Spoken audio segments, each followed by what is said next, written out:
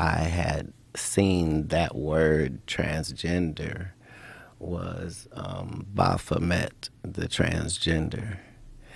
And so I knew that in the ritual of Baphomet, the transgender, to show allegiance to him, you had to kiss his ass ring. Really? And it said both of those things. So I knew that both of those things would become popular in the future. And that somehow calling people the goat would be normalized over the sheep being always the most popular reference. God damn, we got some good weed, Katt. Jesus Christ. This must be the weed talk. Trying to figure out how to jump in on that. Right. Which is my only goal. I always wonder whether or not all the stories in the Bible, it's just where we are experiencing it. Like the mark of the beast thing that we were talking about earlier. If that is not, I think if you had to tell a story for so many years, Yeah. before anybody ever even figured out how to write it down, and you're telling a story about a civilization that allowed people to put brain implants in them, and then all of a sudden the brain implants were hijacked by machines, and people became just meat zombies, controlled by corporations. That would be the mark of the beast. That would be a demonic thing. If a demon tricked human beings into wearing a hat that turned you into a zombie, that demon would be like a famous character in books and folklore. But that demon exists, and it's just technology. It just shows itself through this desire for the newest, latest innovations that are going to constantly fuel it becoming more and more powerful.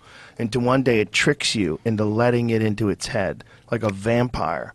Like the vampire stories, you had to let them in, remember? That was the thing. You had to invite them in. And if you invited them in, you're fucked. But if you didn't invite them in, for some reason, they weren't allowed to kill you. That's almost like Here's this the story. thing, you have to be able to benefit from the zombie. Like, there's no benefit in that taken out of context. Like, if you're making them zombies so that they can mine for you, then there's a story of that over there. Like that's the whole thing, is when you look at these ancient writings, they're not they're not saying like, yeah, so he was from another world, and we had to bring him our kids, and he would eat them in front of us. Like, they're not telling those stories. They're saying, like,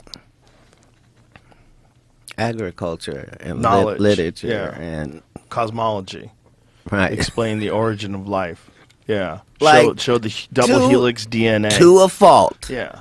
Nobody's saying anything outside of mathematic parameters.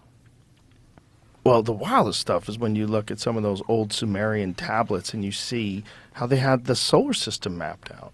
They had the sun in the center, looked just like a sun with all the marks around it. It had Venus where it should be, Jupiter where it should be, Uranus where it should be. They were all in the right spots. It's crazy. Like the Ethiopian tribe have the same. Yeah, that's what I'm saying. Crazy. Like, no, Crazy. It's not. Yeah, but there is no craziness. All right. Everything lines up. The same grids. Look at that. That is just nuts, man. Yeah, I mean, I don't know what the conventional explanation for that is, because that Zecharia Sitchin guy who said all this stuff, he was often criticized. That people said that he took things too far, that his analysis went too far, and he just went into speculation. But god damn, a lot of the stuff that he was saying is, like, you could see the implication in the actual tablets themselves. They show these gigantic beings with these little tiny people like sitting on their laps, and the people have tails. Have you seen those?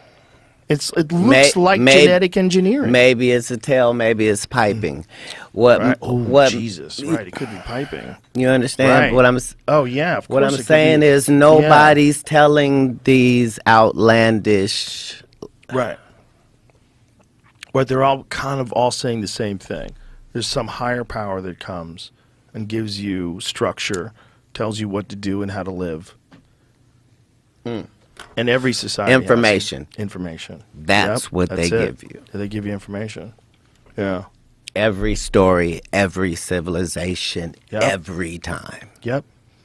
Yeah, that's it. And that's what we're all thirsty for. Right. You know? And what Well, people we're aren't- thirsty to monetize. That's too. But also humans individually are thirsty for information. We always want information. We want gossip, we want news, we want bullshit, we want science,